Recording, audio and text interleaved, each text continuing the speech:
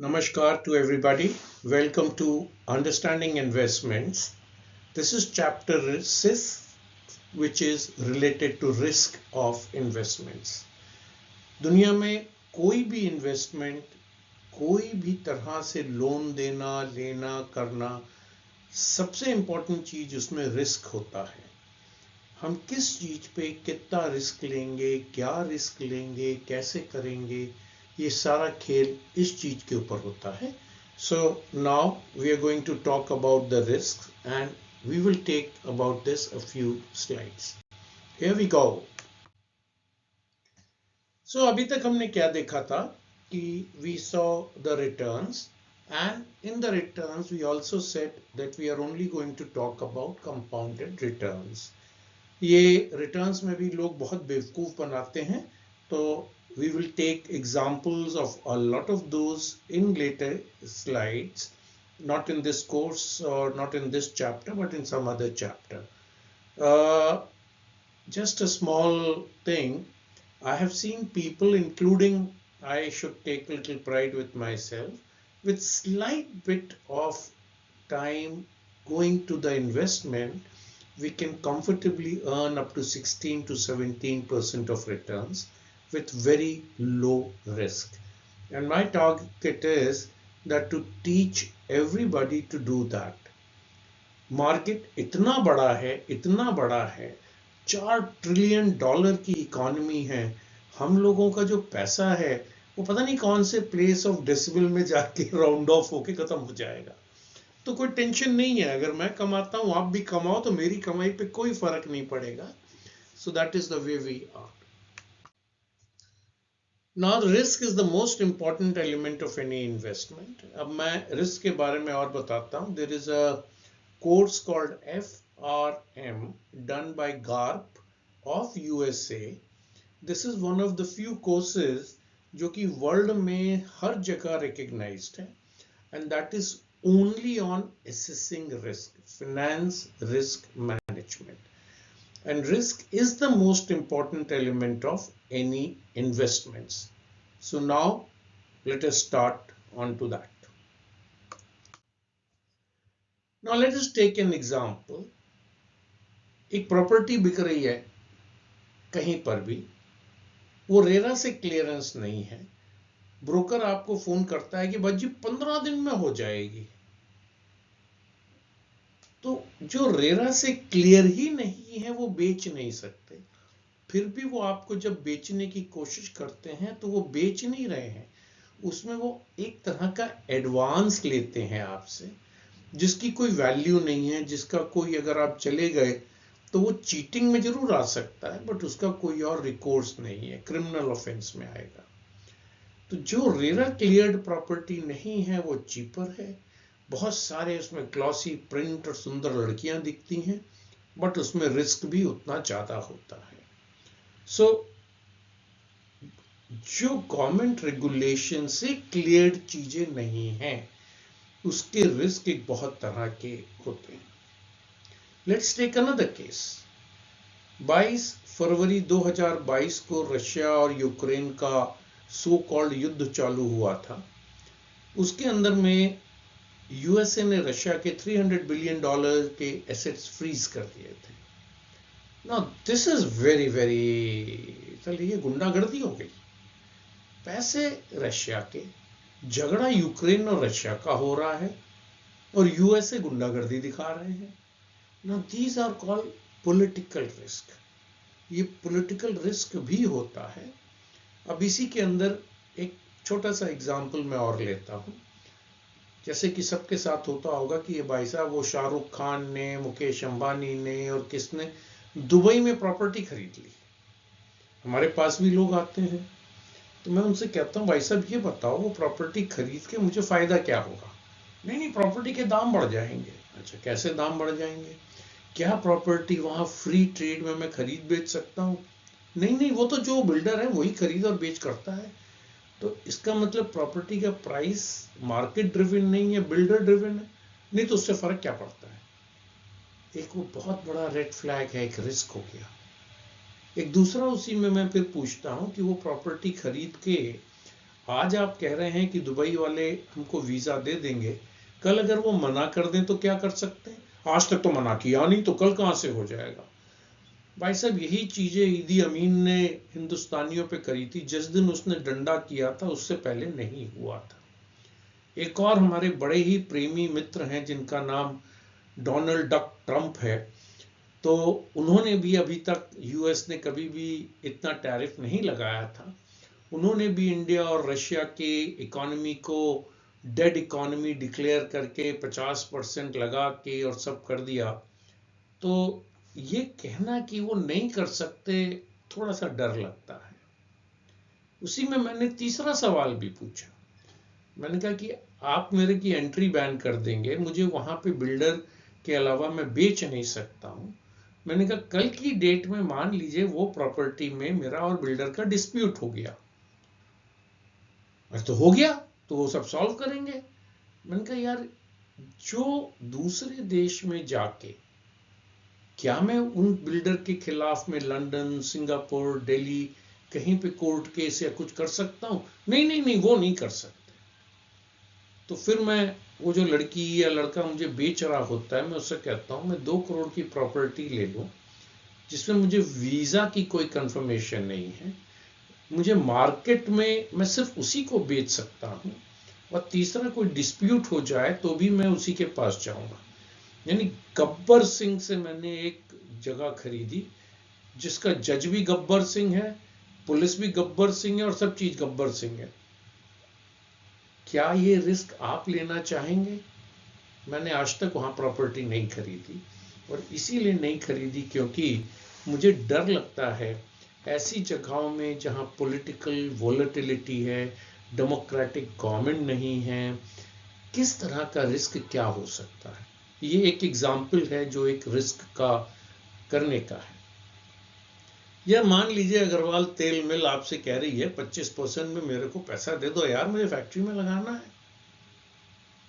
अब भैया, अग्रवाल तेल मिल कौन है, क्या करते हैं, कब से हैं, ये 25% क्यों दे रहे हैं? बैंक में 9% मिलता है, आप ऐसे क्या खास चीज हो गए 25% देंगे?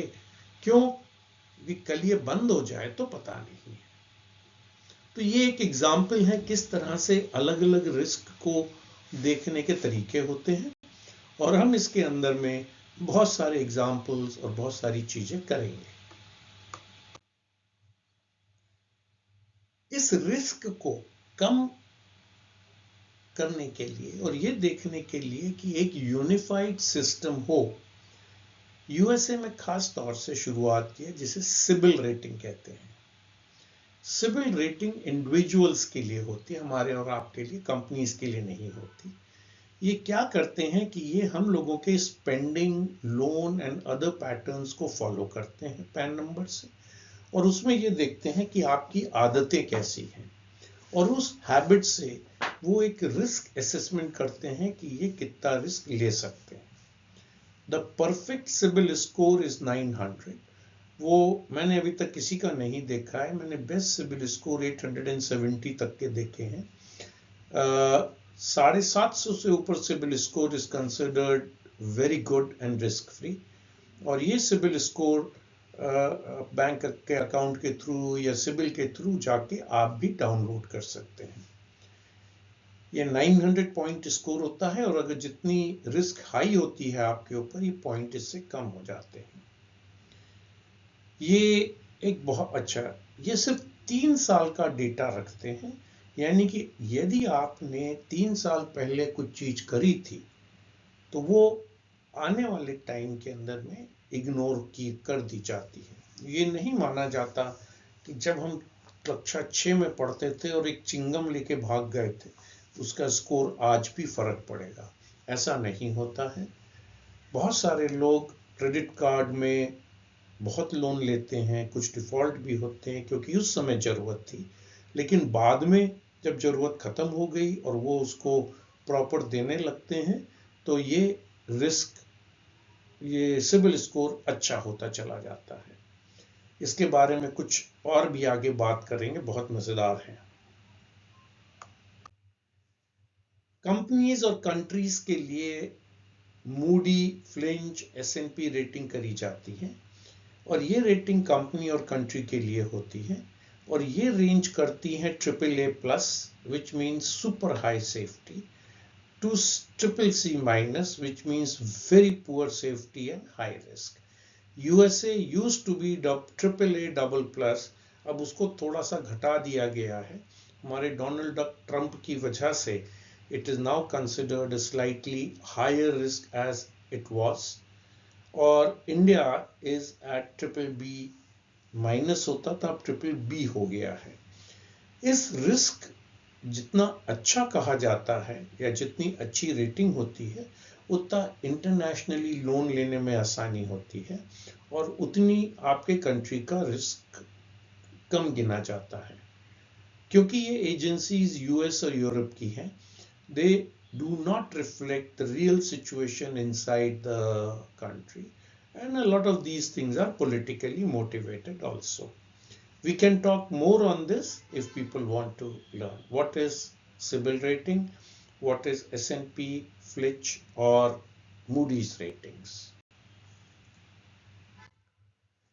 Now we should talk about what are the various types of risk. एक रिस्क एक तरह की नहीं होती, बहुत तरह की होती है.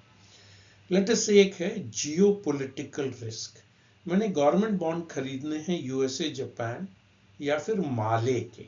माले एक अफ्रीका में कंट्री है जहां कहा यह जाता है कि जितने ये चर्सी हैं उनके लिए वो सबसे अच्छी जगह है क्योंकि वो सड़क पे खरीद सकते हैं. तो अब आपको अगर गवर्नमेंट बॉन्ड खरीदने हैं यूएसए के या जापान के या माले के, मेरे ख्याल से हम सब लोग ये कहेंगे यार यूएस और जापान ले लो, माले मत लो, क्योंकि वहां के ऊपर रिस्क बहुत ज्यादा है, क्योंकि जियोपॉलिटिकल रिस्क है. दूसरा होता है stability risk. Does the asset have shown stability? Does the company have shown stability? मान लीजिए मेहता बिल्डर जिन्होंने पहला अपना गांव के अंदर एक टॉयलेट बना रहे हैं, वो आपसे लोन चाहते हैं, फिक्स डिपॉजिट चाहते हैं versus DLF. Obviously stability of DLF is far larger. 60 साल पुरानी कंपनी है, बड़े प्रोजेक्ट्स किए हुए हैं, गवर्नमेंट रेगुलेटेड है, वर्सेस मेहता बिल्डर्स. तो ये एक स्टेबिलिटी रिस्क भी गिनी जाती है. या फिर fix deposit in state bank of India versus ABC cooperative bank. I also know people who may be banking with some other bank, but लेकिन जब FD या कुछ करना है तो स्टेट बैंक में ही कराते हैं, because they feel state bank of India, because government of India का बैंक है, उसमें मिनिमम रिस्क होता है. अनदर थिंग जिसमें रिस्क देखने की बात है वो है risk of doing business. Is the business making money? अगर बिजनेस पैसा बना रहा होता है तो फिर रिस्क कम होता है, और अगर बिजनेस पैसा नहीं बना रहा तो फिर वो रिस्क बहुत ज्यादा हो जाता है. इसमें भी वो पैसा किस लिए बिजनेस ले रहा है, अपने डेली एक्सपेंशन के लिए या अपने डेली यूज के लिए. अभी आज सुबह मैंने न्यूज में ये खबर सुनी कि यूएसए अपने लोन का ब्याज चुकाने के लिए मार्केट से पैसा उठा रहा है. यानी जो लोन है वो पैसा वापस नहीं कर पा रहा, वो अपने टैक्सेस, अपने और सब चीजों से, तो वो लोन उठा रहा है जिससे पैसा वापस करे. मतलब कितनी इंटरेस्टिंग चीज है, आप लोन ले रहे हो लोन का ब्याज देने के लिए. इसका मतलब आपके पास जो परसेंटेज ऑफ टैक्स ब्याज में जा रहा है वो बढ़ता जा रहा है, और इसको डेट ट्रैप कहते हैं. डेट ट्रैप वो चीज है जब आपका रिटर्न एंड लोन का ब्याज is more than what you are earning. I've seen people who have fallen into these debt traps. एक हमारे मित्र हैं ही बोलूंगा, वो एक बहुत बड़ी कंपनी में बहुत अच्छी पोजीशन में थे और सडनली उनको बोल दिया गया कि भाई साहब कल से मत आना. तो वो मिलने आए, मेरे से कहने लगे भाई सब कुछ बताओ क्या करें. मैंने कहा क्या मतलब? कहते यार मैंने मकान ले रखा है, 2 लाख रुपए तो उसकी किस्त है. अच्छा, ये गाड़ी है 1.5 लाख रुपए इसकी किस्त है. अच्छा, बच्चों की फीस है 3 लाख. तो मेरे पास 6.5 लाख रुपए का फिक्स्ड एक्सपेंस आ गया. मैं क्या करूं? तो मैंने कहा पहला ऑप्शन यह है कि तुम दूसरी जॉब ढूंढ लो। कहते 6 महीने से ढूंढ रहा हूं, इतनी सैलरी पे नहीं मिल रही। मैंने कहा ठीक है, now the best thing to do is to sell the house. यार ये क्या मजाक कर रहे हो यार, कौन सा साला वो करेंगे। मैंने कहा देख लो, अगर तुम पैसा नहीं दे पाओगे तो बैंक वैसे ही उठा के ले जाएगी, तो तुम फिर क्या करोगे? फिर वो चुप हो गए। दूसरा मैंने कहा कि ये जो तुम 1.5-2 लाख रुपए की बड़ी वाली सुंदर से दिखने वाली गाड़ी है, इसको बेच के एक छोटा सा स्कूटर ले लो। तुम साले पहले भी स्कूटर से चलते थे, अब आज तुम नहीं अफोर्ड कर सकते, या चलो स्कूटर तुम्हें बुरा लगता है तो सबसे सस्ती गाड़ी जो मारुति की आती है उसको ले लो। यार ये तो बेइज्जती हो जाएगी। ठीक है भाई, तुम्हारी इज्जत पैसा वापस करने से ज्यादा है तो कोई बात नहीं, अच्छी बात है, फिर उसको रखो। फिर मैं तुम्हें क्या एडवाइस कर सकता हूँ? बॉस कुछ पैसा उधार दे दो। मैंने कहा मैं नहीं दूंगा, तुमने तो मुझे पहले ही बता दिया तुम्हारे पास कोई इनकम नहीं है, इतनी लायबिलिटी है, तो मैं अगर पैसा दूंगा तो तुम वापस कैसे करोगे? आपको मेरे पे विश्वास नहीं है। मैंने बिल्कुल नहीं है, मेरे को विश्वास उस पे होता है जो मुझे दिखाए क्या है। मैं तुम्हारे पे कोई लोन या कुछ भी नहीं दूंगा। तुम्हारा बैंकर को तो लोन देना चाहिए ना, जिसने तुम्हारे ऊपर इतना वो कर रखा है। खैर वो चले गए, ये 5-6 साल हो गए। भगवान की अच्छी दुआ है कि वो मेरे पास दोबारा नहीं आए। आगे चलते हैं। पास्ट रिकॉर्ड, जिस भी चीज में हम इन्वेस्टमेंट कर रहे हैं, क्या उस एसेट ने पुराने टाइम के अंदर में वो दिया है कि नहीं, रिटर्न्स दिया है, पैसे वापस करे हैं या नहीं करे हैं। हमारे पास आज की डेट में ये डेटा 100 ईयर्स तक का अवेलेबल होता है। बहुत सारी कंपनीज, बहुत सारे एसेट्स जो हैं वो ये पता चल जाता है कि वो क्या कर रहे हैं। मेरे को अच्छी तरह याद है, आज से 40 साल पहले बॉम्बे में एक एड्रेस होता था, express tower. This was near Colaba के आसपास है। मतलब I don't know much about Bombay, but वहाँ आज की डेट में वहाँ 60 रुपए स्क्वायर फीट पर मंथ के रेट पे ऑफिस स्पेस अवेलेबल है। एक टाइम में वो सुपर प्राइम प्रॉपर्टी होती थी, आज की डेट में वो खत्म हो गई। क्यों? क्योंकि बीकेसी का पूरा कॉम्प्लेक्स उससे कहीं ज्यादा अच्छा बन गया। गुड़गांव सेक्टर 14 में एक पॉइंट के ऊपर इतना हाई रेट हुआ करता था कि पूछिए मत। आज की डेट में सेक्टर 14 इतना कंजस्टेड हो चुका है गुड़गांव में कि हम क्या करें। तो कौन सा रिटर्न किस समय क्या देगा, ये भी हमें ध्यान देने की जरूरत है। Another thing we have to see is nature of business. Film making is a high risk business. वहां पे मैंने सुना है 5% to 6% पर मंथ का लोग रिटर्न की बात करते हैं, लेकिन अगर फिल्म फ्लॉप हो गई तो वो 5 का 0 होने में भी टाइम नहीं लगता है। Real estate is also a high risk business. Real estate के ऊपर में बैंक भी 14% से कम में नहीं देते पैसा, जो कि नॉर्मल मैन्युफैक्चरिंग में 9 to 10% में दे देते हैं। So the nature of business also decides what is the risk level of the business. अगर आप एक पंसारी की दुकान खोलते हैं, उसका रिस्क कम गिना जाता है। अगर आप एक ठेले पे रेस्टोरेंट या ठेला वाला पे इडली बेचते हैं तो रिस्क कम समझा जाता है, और अगर आप फाइन डाइनिंग रेस्टोरेंट खोलते हैं तो रिस्क ज्यादा समझा जाता है। So the nature of business also decides the type of risk. Another important thing is liquidity in an asset. अगर मैंने किसी चीज में इन्वेस्ट किया तो क्या मैं उसमें पैसा निकालने में सक्षम रहूंगा? क्या मैं उसको जल्दी से पैसा निकाल सकता हूं? कितनी तेजी से वो पैसा देने को तैयार होंगे? There are many companies who are ready to take money from you, but बोलते हैं भाई साहब 6 साल से पैसे हम नहीं देंगे। And there are also companies which says आप हमें दे दीजिए और जब आपको पैसा चाहिए हम 15 days में दे देंगे। ऑब्वियसली जो 15 दिन में दे देगा उसके पास उसका बिजनेस चल रहा है, उसको प्रॉब्लम नहीं है। जो बोलता है 7 साल में नहीं देंगे, उसके अंदर में प्रॉब्लम अलग तरह की है। एक इसमें छोटा सा राइडर, बहुत सारे गवर्नमेंट की ऐसी स्कीम्स हैं जिसके अंदर में वो ये कहते हैं कि हम इतने दिन से पैसा जल्दी नहीं देंगे।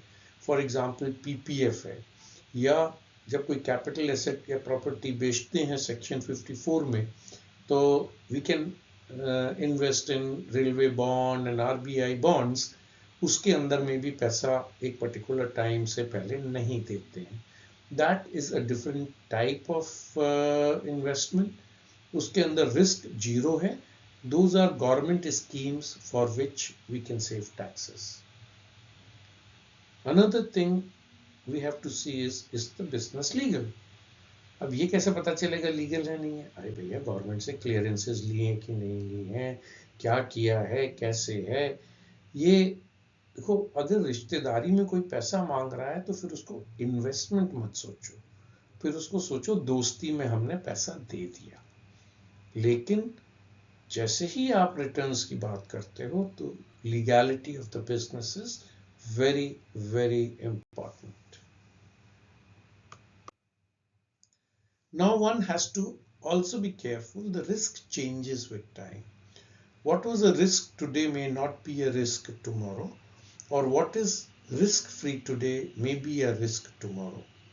अभी रिसेंटली मैं जयपुर में था, तो जयपुर में मैं जा रहा था तो जो ड्राइवर था वो मुझे दिखा रहा था कि देखिए साहब, ये बगल वाली जमीन जो है, ये सड़क के ऊपर कितनी अच्छी लोकेलिटी है. मैं, हाँ जी है. इसके ये जो प्रॉपर्टी है ये यहाँ के चीफ सेक्रेटरी की थी और इसको तोड़ दिया. कहते क्यों? कहते हैं वो उन्होंने उस समय तो अपने ओहदे को देख के प्रॉपर्टी बना ली, लेकिन जब उसके ऊपर रूलिंग निकली तो पता चला कि वो जो अलाउएबल लिमिट थी उससे करीब 30 फुट आगे आ गए थे, तो वो 30 फुट काट दी गई. तो मैंने फिर कुछ नहीं, उन्होंने हल्ला गुल्ला और वो करना शुरू किया, तो उनको उठा के 24 घंटे के लिए जेल में भी बंद कर दिया कि भाई साहब आप पब्लिक पीस तोड़ रहे हैं. तो एक जमाने में वो चीफ सेक्रेटरी आईएएस थे, एक जमाने के अंदर में जेल में भी जाना पड़ गया. Risk changes with time, and low risk of today may be high risk of tomorrow. हम इतना देखते हैं. इसमें एक बहुत ही इंटरेस्टिंग चीज है. वक्फ बोर्ड के अंदर में सिर्फ ये बोलना था कि ये वक्फ की जमीन है और हो जाती थी. आज की डेट में इंडिया ये कह रहा है कि भैया कागज दिखाओ तब हम मानेंगे. तो वक्फ के लिए कहा यह जा रहा है कि 70% ऑफ द प्रॉपर्टी जो उन्होंने हथिया के रखी हुई थी गवर्नमेंट की, दूसरों की, वो वापस आ जाएगी. It was considered low risk yesterday, but tomorrow बचेगी भी नहीं. Risk can be of the asset or even of the returns. Usually low risk asset offer less returns than average returns. ये एक बहुत ही बड़ा फंडा है कि जो रिटर्न्स कम दे रहा है मतलब उसमें रिस्क कम होता है. ये एक नॉर्मल है, 100% में नहीं है. इसके बाद भी हमें उसको देखना बहुत ज़्यादा जरूरी होता है. अब एक एग्जाम्पल है, इंडिया की सबसे बड़ी एनबीएफसी बजाज फाइनेंस है. उनके एफडी का रेट 7.5% है. एसबीआई का एफडी का रेट 7.25% है. सो दोनों करीब करीब बराबर है. That only means कि risk of fixed deposit in what do you call Bajaj Finance is very good and hence very low risk. Risk can be of an asset or even of the returns. इसका मतलब ये है कि अगर हमने किसी को पैसा दिया या कुछ एसेट खरीदा जिसमें हमें रेगुलर रिटर्न आनी चाहिए थी, वो रिटर्न नहीं आई, वो भी एक रिस्क है. और पूरा पैसा भी वापस नहीं आया, वो भी एक रिस्क है.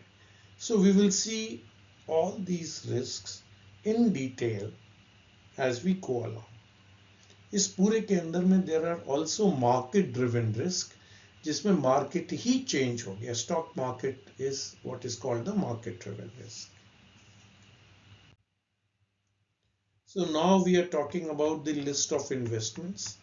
ये हमारी वही स्लाइड है जिसके ऊपर हम बार बार बात करते हैं, और ये स्लाइड हमने इसीलिए कांस्टेंट रखी हुई है क्योंकि एक ही स्लाइड पे रिपीटेड बात करना इजी होता है. प्लस हम इन सब इन्वेस्टमेंट चैनल्स को एक एक करके भी बाद में लेंगे. Now let us go a very brief summary. Shares are always considered high risk in a short term. Now short term means up to 1.5 years and long term means more than 5 years. हम लोगों ने world market में 1996 में जब dough index या dough New York stock market शुरू हुआ था तो ये देखा गया है अप एंड डाउन जरूर होते रहते हैं, but over a period of 20 year plus the shares give a very low risk. It is a low risk investment as a diversified basket of shares. ये जरूर पॉसिबल है कि एक शेयर बढ़ेगा और फिर खत्म हो जाएगा, लेकिन अगर हम बास्केट ऑफ शेयर्स की बात करें तो ये होता है। एनवीडिया को कोई जानता ही नहीं था। आज की डेट में एनवीडिया का मार्केट कैपिटलाइजेशन इंडिया के टोटल जीडीपी से ज्यादा है, लेकिन ये बचेगा नहीं, किसी न किसी दिन इसको भी गिरना है। कानपुर में एक बहुत बड़ा बिजनेस ग्रुप होता था जेके, अब हम लोग उसके बारे में कुछ नहीं जानते।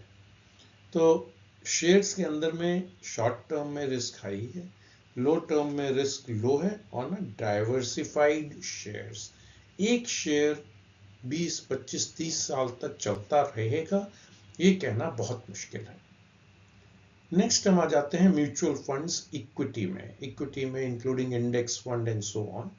इसका risk in short term is medium and risk in long term is medium and long term is low.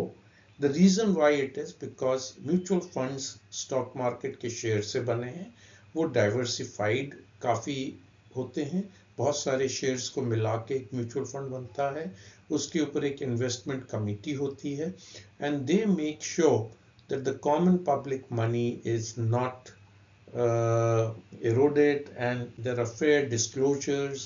SEBI is considered one of the best regulators in the world. थोड़ा डंडा ज्यादा रखती है वो, कोई बात नहीं, हमारी सेफ्टी के लिए। Fixed deposit in banks in short term it is a low risk and in long term also it is a low risk. वैसे bank fixed deposit zero risk नहीं होते। आज की डेट में बैंक के अंदर में अगर आप पैसा रखते हैं और बैंक में बैंक्रप्सी या कुछ और प्रॉब्लम आती है तो उसमें इंश्योरेंस सिर्फ 5 लाख रुपीस तक की होती है। अगर उससे ज़्यादा लॉस हो गया तो वो लॉस आपको ही बेयर करना पड़ेगा। Fixed deposits in NBFC it is high risk in both the cases because NBFC के पीछे regulations थोड़े से lighter हैं as compared to banks. Good NBFC, the risks are quite low. Bonds are typically issued by government or very large corporates or semi-governments. So इसके अंदर में risks are also medium.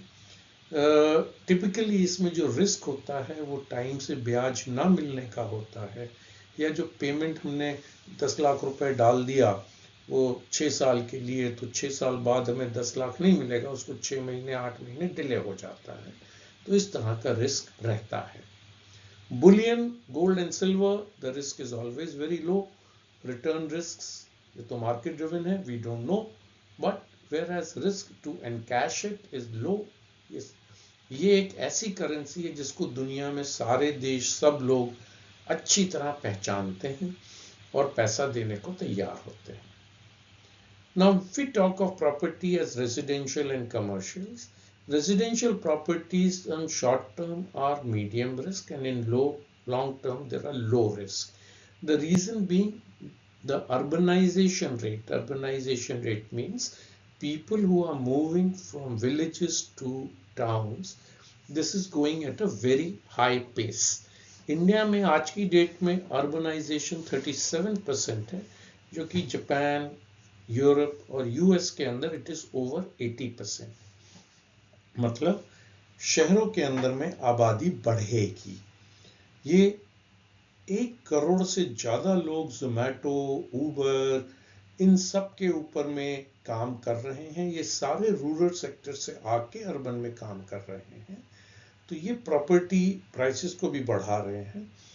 So overall risk in the property market, so long as it is legal with all papers is proper, is on a long term basis lower. हो सकता है पैसा कम मिले, लेकिन मर जाएगा इसके चांस बहुत कम होते हैं। कमर्शियल प्रॉपर्टीज, ये सारी चीज खेल इस बात पे डिपेंड करती है कि प्रॉपर्टी क्या है and many things associated with it. इसमें I always give an example of Gopala Towers in Connaught Place. Connaught Place के पास एक बहुत ही प्राइम प्रॉपर्टी होती थी जिसको स्टेट्समैन हाउस कहते थे। उसके ऊपर एक मल्टी स्टोरी बिल्डिंग बनी, लेकिन वो चल ही नहीं पाई, खरीदा नहीं लोगों ने, because parking became a problem and people said कि हम वहां पर आए 4 किलोमीटर दूर गाड़ी पार्क करके, तो वो नहीं चलेगा, आप ही आ जाओ। That property revived after the start of metro. So commercial property seen in a different context and residential is seen in a different context. International currency is always very high risk because इसके अंदर हम कितने का 10 लाख 20 लाख 1 करोड़ का ले लेंगे, और इसमें जो प्रॉपर करेंसी में खेलने वाले लोग ये 5,000 करोड़ सिंगल ट्रेड पे खेलते हैं, लाखों करोड़ का सौदा घंटों में हो जाता है। So this is always a very high risk. Patents and copyrights, we don't know. अगर पेटेंट चल निकला तो बहुत अच्छी बात है, नहीं निकला तो बिल्कुल ही बेकार है। आज ही सुबह मैं एक यूएसए में न्यूयॉर्क में एक साइंटिस्ट हुआ करता था, ग्राहम बाबू।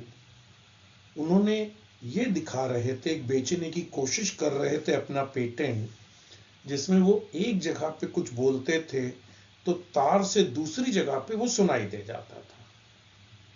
तो ग्राहम बेल बाबू $1 लाख में बेचना चाहते थे, और उन्होंने काफी लोगों से, काफी चीजों से बात करी। सब ने उनका मजाक उड़ाया कि यार क्या खिलौना बना रखा है। I don't think I have to tell about Graham Bell and in his invention of telephones. Bell Lab became one of the best electronic labs in the world. The transistor and ICs ये सब वहां से शुरू हुई। Bell lab से ही लोग निकल के उन्होंने इंटेल और बाकी चीजें बनाई।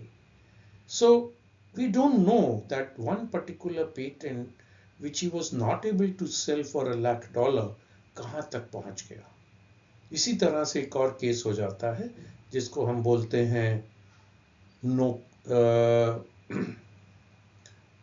कोडेक ने डिजिटल फोटोग्राफी इजाद करी, फ्री में दे दी कैनन को, और नोकिया ने उनका बट्टा बैठा दिया। They became bankrupt. So we don't know how patents and copyrights are going to work on. Paintings and art objects, on a low term, on a short term, they are very medium risk, but on a long term, they are very high risk. इसकी सबसे बड़ा चीज ये होती है कि जितने अमीर होते हैं, खास तौर से जो नए अमीर होते हैं, उनको ये दिखाने के लिए कि मैं कितना बड़ा अमीर हूँ, कुछ लोग जामनगर में हाथी रखते हैं, कुछ लोग अपनी ड्राइंग रूम के अंदर वो पिकासो और उन सब की फोटोएं टांगते हैं, पेंटिंग्स टांगते हैं, तो वो पेंटिंग की इसलिए हमेशा डिमांड बनी रहती है and they are considered low risk investment. Painting में एक चीज और बड़ी अच्छी होती, पेंटिंग एंड आर्ट ऑब्जेक्ट्स में, इसके अंदर में बहुत ज्यादा पैसा एक ही ऑब्जेक्ट के ऊपर दिया जा सकता है। Government schemes are always low because they are guaranteed by the government. उसमें कोई सोचने की बात ही नहीं होती है, रिटर्न्स भी कम रहते हैं। क्रिएटिव्स, अरे भैया एक गाना था केएल सहगल का, सोजा राजकुमारी सोजा, मुझे आज भी बड़ा अच्छा लगता है। या फिर देवानंद का एक गाना, हम दोनों में अभी न जाओ छोड़कर। अब उसकी क्या कीमत है, वी डोंट नो। कितने गाने बने होंगे, आई डोंट नो। तो आई डोंट नो क्रिएटिव की कितनी और कब तक के रिटर्न्स होते हैं। To continue further, energy very unknown. Energy can be stored, may not be stored. एक recently रिपब्लिक वालों ने इंडिया ग्रोथ स्टोरी के ऊपर सेमिनार किया था, उसमें there were several people who were talking about green hydrogen at $1 a kg. and India to be the export hub of green hydrogen. आज की डेट में समझ में भी नहीं आता कि इंडिया एनर्जी हब कैसे बनेगा, बट अगर लोग बात कर रहे हैं, लोग इस पे काम कर रहे हैं, तो हु नोज, आज हम मिडिल ईस्ट से तेल मंगाते हैं, उसमें 20% एथेनॉल डाल देते हैं अपना पैदा किया हुआ। हो सकता है कल हाइड्रोजन हम बेचना शुरू कर दें। ओह, दिस रिमाइंड्स मी, अदानी जी ने मथुरा में गोबर गैस बनानी शुरू करी। उन्होंने 300-400 करोड़ का प्लांट लगाया और उस गोबर गैस को वो सिटी गैस जो पीएनजी है उसी में मिला के बेच भी रहे हैं। मतलब ये बड़ी इंटरेस्टिंग चीज है कि गोबर गैस गाय के गोबर की मथुरा में ही बनी है। अब ठीक है भैया, वैसे ही होता है, तो एनर्जी कैसे और कहां जाएगी हमें नहीं पता। कमोडिटी, कमोडिटी, सोना, चांदी, अरहर की दाल, चावल, प्याज, always high risk, it has always been high risk. सबसे ज्यादा धंधा कमोडिटी ट्रेडिंग में होता है। आज से 1000 साल पहले भी वही था और आगे भी वही होगा। तो commodity is very high risk on investment and on trading. Bitcoin, भैया बिटकॉइन अपनी समझ में नहीं आता, कुछ इलेक्ट्रॉनिक बाइट्स को जोड़ जाड़ के उसको बिटकॉइन बोल दिया, क्योंकि वो समझ में नहीं आता, उसका कोई फिजिकल फॉर्म नहीं है, उसका कोई गवर्नमेंट रेगुलेशन नहीं है, क्रॉस बॉर्डर्स जा सकता है, hence these are very high risk investments. Life stock, कुत्ता, बिल्ली, गाय, भैंस, बकरी, ऊंट, गधे, ये सब बिकते हैं, बहुत बिकते हैं, लेकिन इनका भी कोई ओपन मार्केट नहीं है, ट्रांसपेरेंसी नहीं है, स्टैंडर्ड नहीं है। कौन सी बकरी कितने की है ये प्योर इस बात पे डिपेंड करता है कि दूसरा क्या बात करता है। तो इनके ऊपर में भी the risks are unknown. Health is our, it is not applicable. Insurance is always a low risk because insurance is a risk mitigation tool. मतलब जो मुझे रिस्क दिखता है मैं उसका इंश्योरेंस खरीदता हूं कि अगर वो हो गया तो इंश्योरेंस वाले मुझे पैसा देंगे। तो insurance is always a low risk provided the insurance company is a fairly good and right company. Right to know, use, right to and time to use, both are again unknown. कैसी property है, क्या है, हमें कुछ पता नहीं है। Education is always a low risk, चाहे वो एजुकेशन हाई स्कूल की हो, चाहे हार्वर्ड में एमबीए करा हुआ हो। हमेशा education is an investment where we all get returns depending on so many things, and once we get educated we can always keep on enhancing our education for time to comes. Lesson is risk has to be evaluated before putting the money. ये word before बहुत जरूरी है।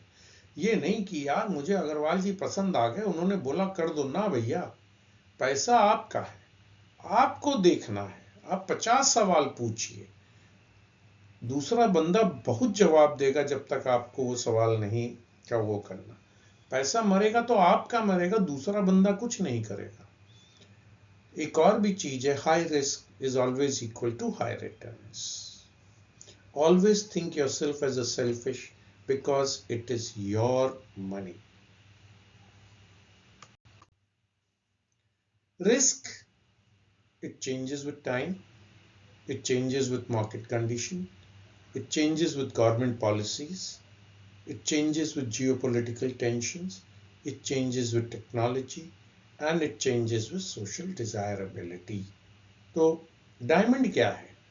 एक पत्थर ही तो है यार, carbon को जोर से दबा दिया, बट सोशल डिजायरेबिलिटी है, एक मार्केट, एक पूरा हिसाब किताब बना रखा है, उसी से उसके ऊपर में सारा खेल चलता है।